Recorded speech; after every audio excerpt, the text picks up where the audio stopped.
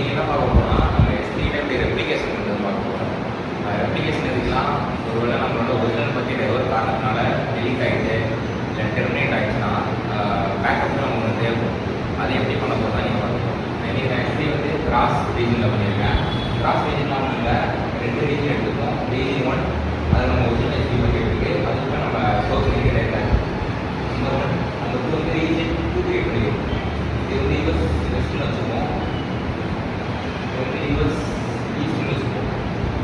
இது ஸோ ஒரிஜினலாக டேட்டா இருக்குது. அடுத்து ரெப்ளிகேஷன் பக்கெட் வச்சுப்போம். ரெப்ளிகேஷன் S3 பக்கெட் இதுக்குள்ள ஒன்றுமே இருக்காது. நம்ம இதுக்குள்ள இன்னொரு ஆப்ஜெக்டும் கிரியேட் பண்ணியிருக்கோம். எம்டியாக தான் இருக்கும்.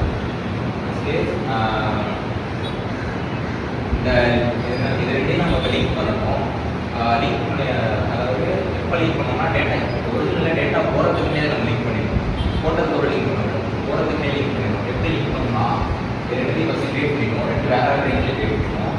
கிரியேட் பண்ணிவிட்டு ஒரிஜினல் உள்ளே போகணும். உள்ளே போனீங்கன்னா மேனேஜ்மெண்ட்னு ஒரு ஏரியா இருக்கும்.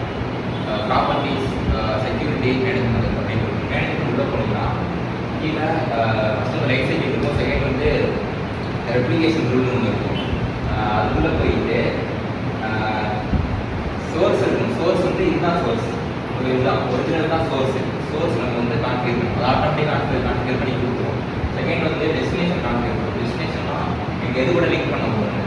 அதுக்கு வந்து இது கொடுக்கணும். ரெப்ளிகேஷன் S3 பக்கெட் இது கொடுத்தீங்கன்னா ரெண்டும் லிங்க் ஆகிட்டு கிரியேட் அப்படி கொடுத்துருங்க. கிரியேட் ரெப்ளிகேஷன் கொடுங்க. கிரியேட் ஆகிடும். கிரியேட் பண்ணதுக்கப்புறம் ஒன்ஸ் நீங்கள் வெரிஃபை பண்ணிக்கணும் எல்லாம் கரெக்டாக வந்துருக்காங்க. செக்யூரிட்டி வச்சு எல்லாமே. முக்கியமாக இது இம்பார்ட்டண்டான ஒரு விஷயம் என்னன்னா ரெண்டு இடத்துலையுமே வெர்ஷனிங் எனேபிள் ஆகிருக்கும்.